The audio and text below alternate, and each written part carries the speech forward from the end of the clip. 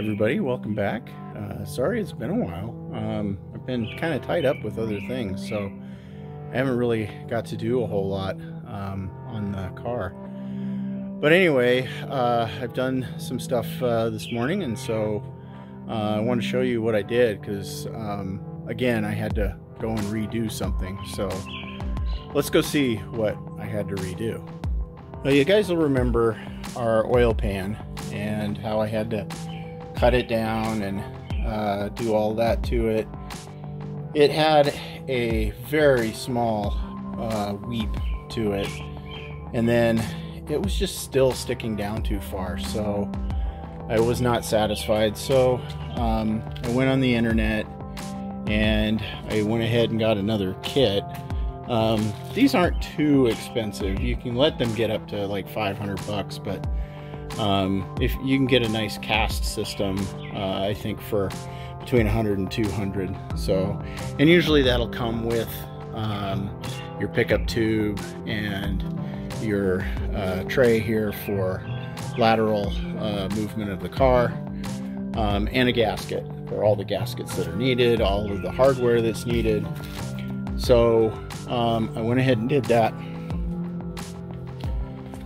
and again I had to weld on 2 new bungs for the turbos, so you can see that here, and my welding's getting better which I guess is a big plus, right?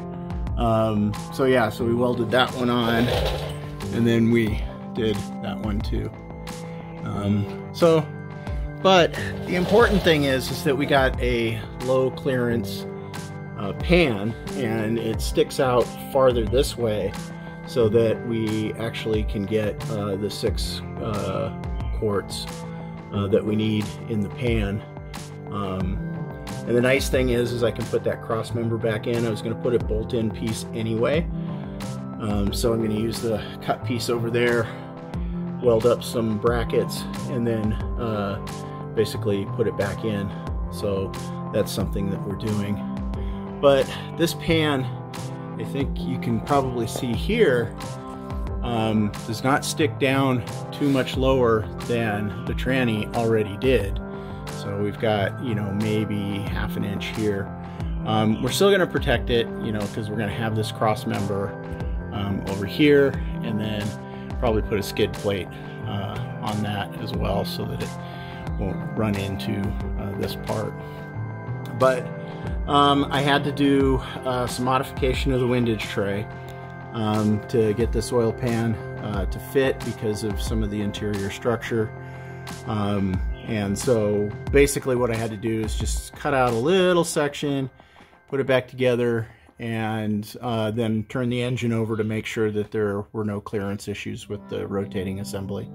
So I went and did all that, and then I had to modify the pickup a little bit in order to get it so that it's about 1/8 of an inch from the bottom of the sump here. So we'll have good oil pickup and won't run dry. So anyway, that's what we've been doing, and let's talk about what we're going to be doing next. So next thing is I've made some adjustments to the steering so that it moves all nice and smooth. I don't have any bumps or jiggles in it, so it moves nice and smooth, lock to lock. And I'm actually not turning the wheel, I'm turning the disc here, or the hub. So that's working really well. Again, I have to take care of that hanging down tube there. So I'll probably get a new one bent up so that it clears that. And then again, we have to make sure that we put something underneath there that will shield it from getting hit on the road. It's actually not too much lower than it was, so I think it's going to be okay, but still I'm going to have to check it out and put in a pan and whatnot there. So but yeah, I got to put all the set screws back in the steering, and then I've got to get the dash all back together, get the steering wheel on, We'll get the windshield in, which is being cut as we speak, and then back on the road. So yeah, I've got a few things to put back together, tidy up, make sure there's no leaks in the oil pan, and then we can go ahead and get it ready to drive again, and hopefully take it down to the state troopers. So anyway, I'm just taking it easy, taking it slow, not trying to go too fast, make sure everything's working properly. We still have to address the steering issue, which is the, if you remember, the cables that are going back to the transaxle.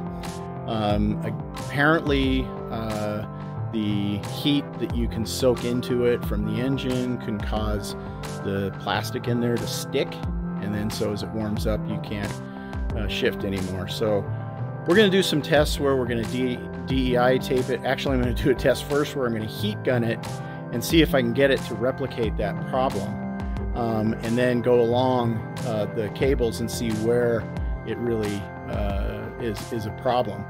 And then we'll DEI tape it all up and then do the heat gun test again.